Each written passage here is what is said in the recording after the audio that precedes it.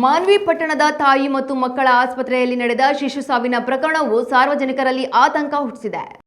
ಗರ್ಭಿಣಿ ಚಂದ್ರಿಕಾ ಕೊನೆಯ ಬಾರಿ ಡಿಸ್ಚಾರ್ಜ್ ಆಗಿ ಮನೆಗೆ ಹೋಗಿದ ನಂತರ ಮಗುವಿನ ಅನಾರೋಗ್ಯ ಮತ್ತು ಸಾವಿನ ಬಗ್ಗೆ ಕುಟುಂಬದವರು ಆರೋಪಗಳನ್ನು ಮಾಡಿದ್ದಾರೆ.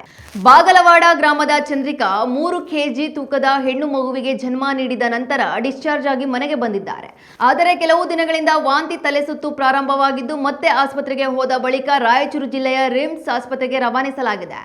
ಆದರೆ ಅಲ್ಲಿ ದೇಹದ ಕಿಡ್ನಿ, ಲಿವರ್, ಹಾರ್ಟ್ ಮತ್ತು ಬ್ರೈನ್ ಪರೀಕ್ಷೆ ನಡೆಸಿದರೂ ಚಿಕಿತ್ಸೆ ಫಲಕಾರಿಯಾಗದೆ ಮಗುವಿನ ಮೃತ್ಯು ಸಂಭವಿಸಿದೆ. ಮಗುವಿನ ಸಾವಿನ ನಂತರ ನರ್ಸ್ ಮಾಡಿದ ಎಡವಟ್ಟಿನಿಂದ ಪ್ರಾಣ ಹೋಯಿತು ಎಂದು ಕುಟುಂಬದವರು ಆರೋಪಿಸಿದ್ದಾರೆ. ಮಾನ್ವಿ ಎಂಸಿಎಚ್ ಆಸ್ಪತ್ರೆ ಸಿಬ್ಬಂದಿ ಖಾಸಗಿ ಅಂಗದಲ್ಲಿ ಕಾಟನ್ ಇಟ್ಟಿದ್ದ ವಿಷಯದ ಬಗ್ಗೆ ನಾವು ತಿಳಿದಿಲ್ಲ, ನಾವು ಯಾವುದೇ ತಪ್ಪು ಮಾಡಿಲ್ಲ ಎಂದು ಹೇಳಿಕೆಯಿಂದ ನಿರಾಕರಿಸಿದ್ದಾರೆ. ತಾಲೂಕು ಅಧಿಕಾರಿಗಳ ಸುಪತ್ತಿಗೆಯಲ್ಲಿ ಕರ್ತವ್ಯ ಲೋಪ ಇರುವ ಶಂಕೆಗಳನ್ನ ಕುರಿತು ತನಿಖೆ ಆರಂಭಿಸಿರುವ ಬಗ್ಗೆ ವರದಿ ಬಂದಿದ್ದು, ವೈದ್ಯಕೀಯ ಮತ್ತು ನಿರ್ವಹಣಾ ಕ್ರಮಗಳ ಪರಿಶೀಲನೆ ನಡೆಯುತ್ತಿದೆ.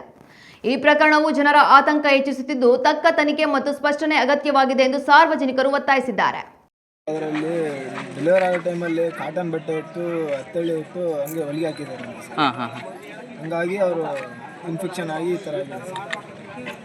ಮತ್ತು ಈ ಬಗ್ಗೆ ಡಾಕ್ಟರ್ಸ್ ಏನು ಹೇಳಿದ್ರು ಸರ್ ಇಲ್ಲಿ ಮಾನ್ವಿಯಲ್ಲಿ? ಸರ್ ಮಾನ್ವಿಯಲ್ಲಿ ಡಾಕ್ಟರ್ ಇದ್ದಿಲ್ಲ ಸರ್. ಡಾಕ್ಟರ್ ಇದ್ದಿಲ್ಲ. ಅದಕ್ಕೆ ಏನು ಹೇಳಿದ್ರು ಅವರು ನೀವು ಚೆಕಪ್ಗೆ ಹೋದಾಗ? ನೆಕ್ಸ್ಟ್ ಟೈಮ್ ಹೋದಾಗ ಸರ್ ಹಂಗೆ ಸೀದಾ ಸೀರಿಯಸ್ ಆಗಿದ್ದೆ, ರಿಮ್ಸ್ ಹಾಸ್ಪಿಟ್ಲಿಗೆ ಹೋಗಿ ಬರ್ಕೊಟ್ಟಿದ್ದಾರೆ. ಬಟ್ ಅವ್ರು ಯಾರು ಚೆಕ್ ಮಾಡಿಲ್ಲ ಸರ್. ಸರಿ, ಡೆಲಿವರಿ ಮಾಡಿದವ್ರು ಯಾರು? ಅಲ್ಲ, ಮಾನ್ವಿ ಸಿಸ್ಟರ್. ಎಲ್ಲಿ ಮಾನ್ವಿಯಲ್ಲಿ? ಯಾವ ಆಸ್ಪತ್ರೆ? ತಾಯಿ ಮಕ್ಕಳ ಆಸ್ಪತ್ರೆ. ತಾಯಿ ಮಕ್ಕಳ ಆಸ್ಪತ್ರೆ. ಸರಿ, ನೀವು ಯಾಕಲ್ಲಿ ಗೌರ್ಮೆಂಟ್ ಆಸ್ಪತ್ರೆಗೆ ಹೋದ್ರಿ? ಸರ್ ನಾವು ಬಡವರು ಸರ್, ನಮ್ಮ ಹತ್ರ ದುಡ್ಡಿಲ್ಲ ಸರ್ ನಮ್ಮ ಹತ್ರ ಅಷ್ಟೊಂದು.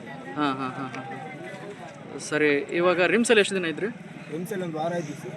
ಅದು ಏನು ಇನ್ಫೆಕ್ಷನ್ ಆಯಿತು ಸರ್? ಅದು ಕಾಟನ್ ಬಟ್ಟೆ ಇಟ್ಟು ಎಲ್ಲ ಕಿಡ್ನಿ, ಲಿವರು, ಹಾರ್ಟಿಗೆ ಪ್ರಾಬ್ಲಮ್ ಅಂತ ಎಲ್ಲ ಹೇಳಿದ್ರು ಸರ್.